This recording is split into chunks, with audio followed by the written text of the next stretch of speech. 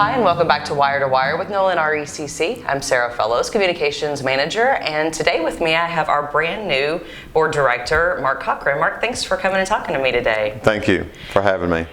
So congratulations, first of all. You're the first new director we've had in several years, so it's a big deal to have you here, and I appreciate you coming to talk to me. We just want to learn a little bit more about you. Nolin members, of course, know that their directors lead the co-op, and so just thought it'd be fun to get to know you a little bit better. So why don't we start with just a little bit about yourself, where you were raised, where your family's from. Just talk a little bit about yourself. I live in Raineyville, Kentucky, and I've been married for 10 years and have a son that's 9 years old. We live on a family farm that I'm a third generation farmer, and we have 1,800 acres, and we raise hogs, cattle, and hay, and then we rent out about 400 acres for crops. So tell me your wife and son's name. My wife is Judy and my son is Toby. Okay, so you said a third generation farmer in that same area?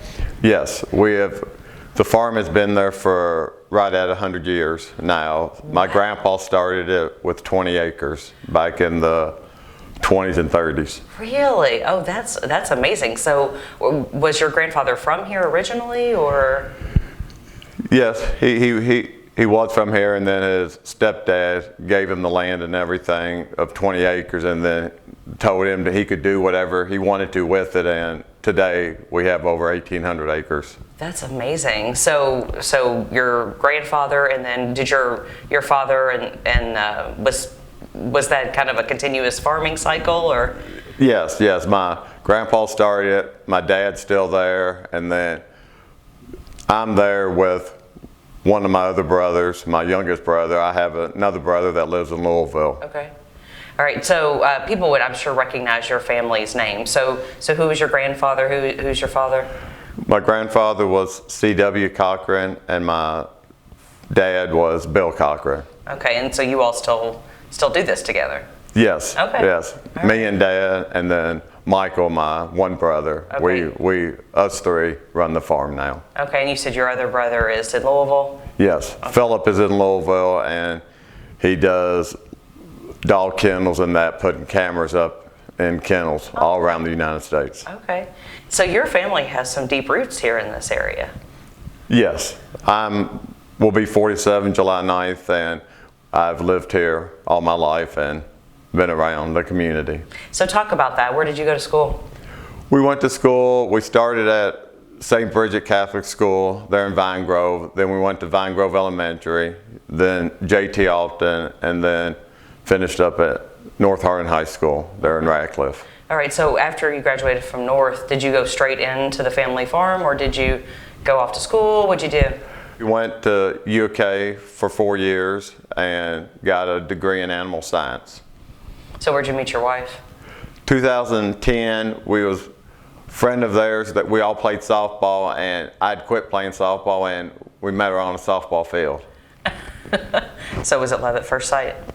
A little bit and everything.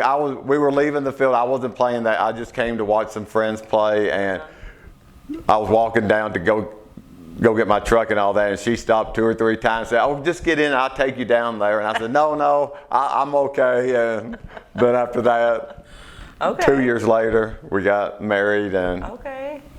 So she was interested first. Yes. Okay. Hey, nothing wrong with that. That's a fun story. So obviously, you farm for a living, but you're involved in the community in lots of other ways. Can you talk about other ways that you've been involved in the community? Yes, the other ways that we're involved in the community is that the vice president on the Southern States Board. I'm the treasurer of the Vine Grove Youth Soccer community. I do a lot of stuff there in the church, volunteer for our church there at St. Bridget's. St. Bridget, yeah. And then I'm on the Hardin County Extension Office Council and everything. That's right. I sit on that board with you. Yeah. Have you? What kinds of things do you all do? Outside of, obviously, farming takes up a huge amount of your time.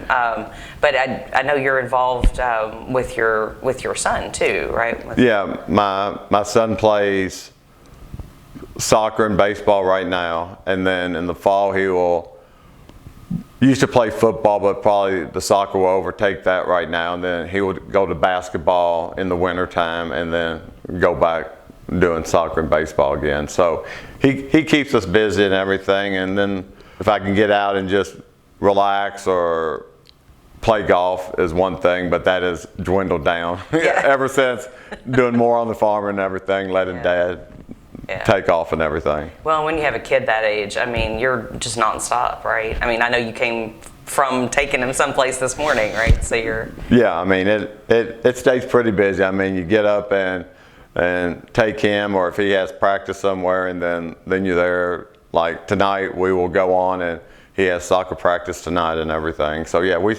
it's a vicious cycle, but we like it and everything. Oh, that's good. And it helps, I know, to have you and your wife probably tag teaming that too.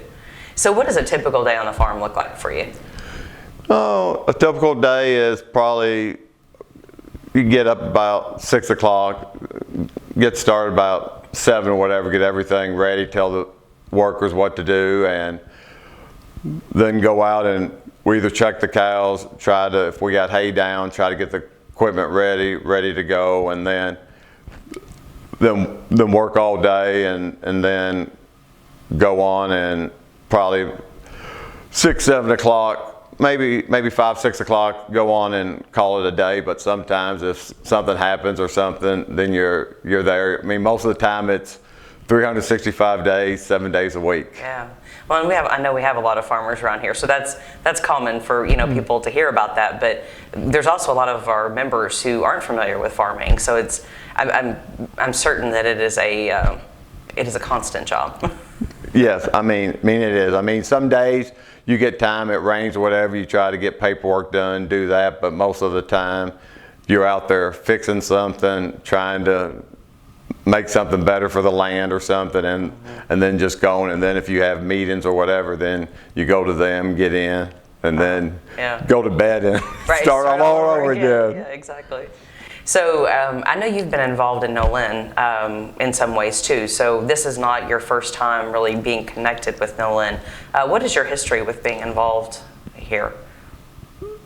The one thing that we had started was about, I think 5 years ago, we were introduced to the MAC and everything, and got involved there to come to the meetings and see what it was like. And then just being around some of the members and everything, we live right next to, who just got off the board, Buddy Rosenberger and everything, to learn about that and everything. So I mean, just in the community, and mostly the MAC meetings and everything. Now the MAC, for people who don't know, is the Member Advisory Council. Can you talk a little bit about what that is? And I mean, I kind of want to put a plug in for it because it's such a great organization.